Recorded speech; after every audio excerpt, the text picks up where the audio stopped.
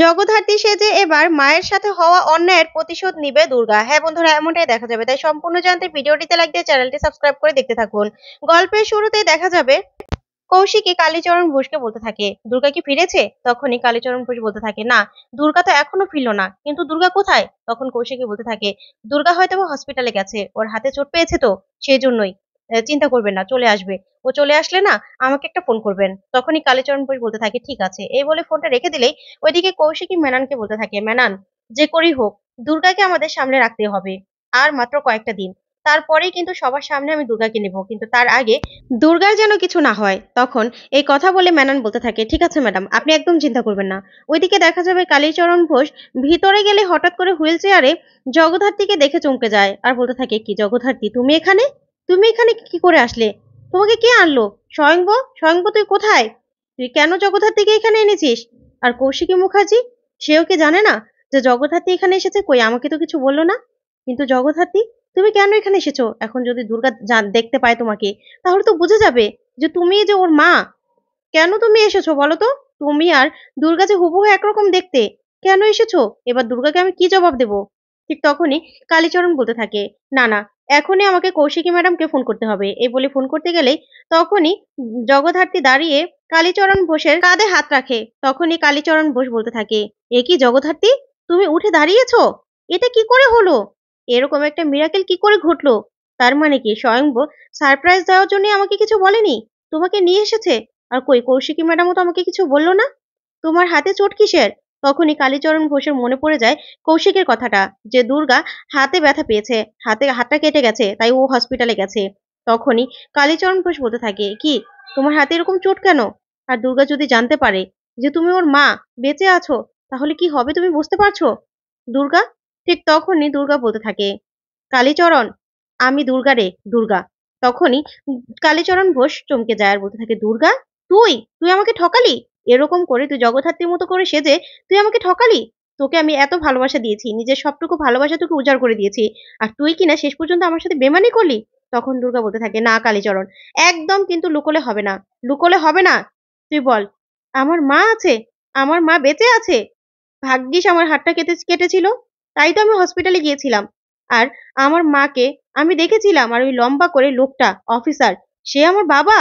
তখন এই কথা শুনে কালীচরণ ঘোষ চমকে যায়। তখন দুর্গা বলতে থাকে, জানিস, আমার মাকে আমি চোখের সামনে দেখেছিলাম।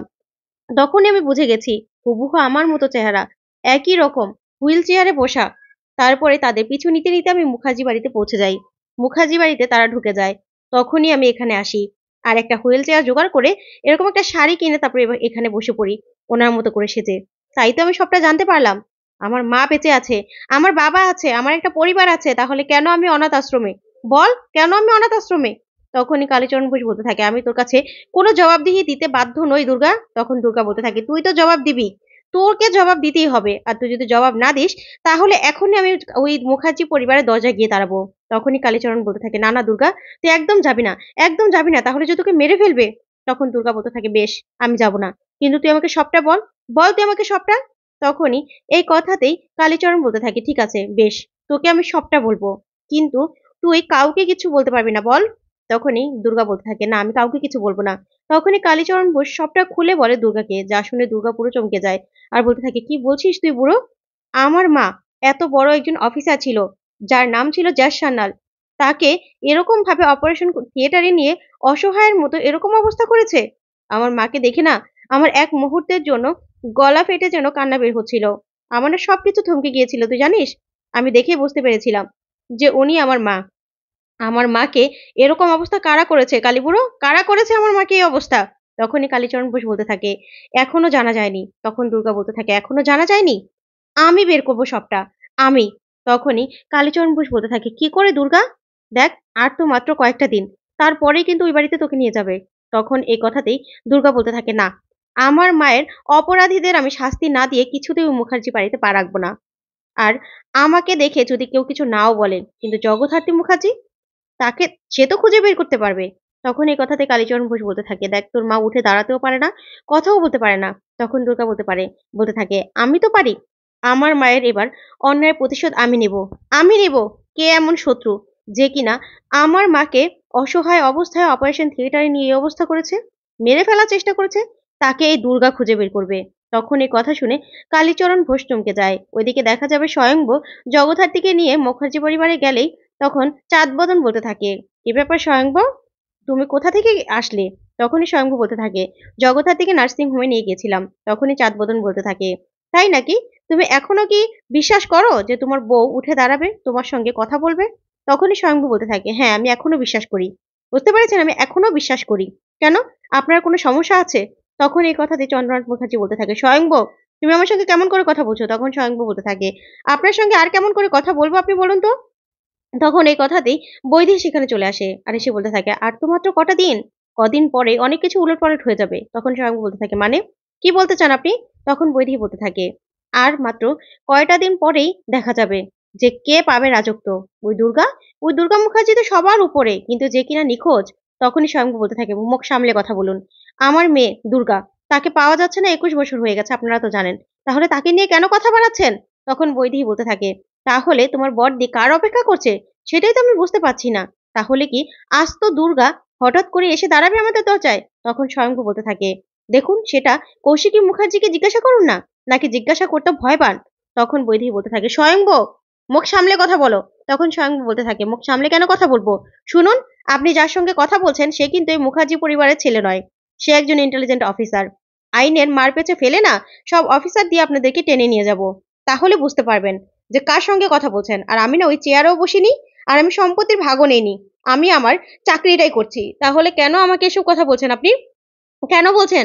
তখনই চন্দ্রনাথ মুখার্জি বলে, বলার তো অবশ্যই কারণ আছে। তখন বৈদেহী বলতে থাকে, তুমি তো কিছু না কিছু অবশ্যই জানো স্বয়ংভু, কিছু না কিছু অবশ্যই জানো।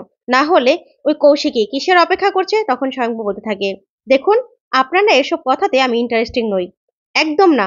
আমি শুধু আমার বউকে সময় দিতে ভালোবাসি। আমার বউ জগদ্ধাত্রী মুখার্জি, সে একদিন উঠে দাঁড়াবে।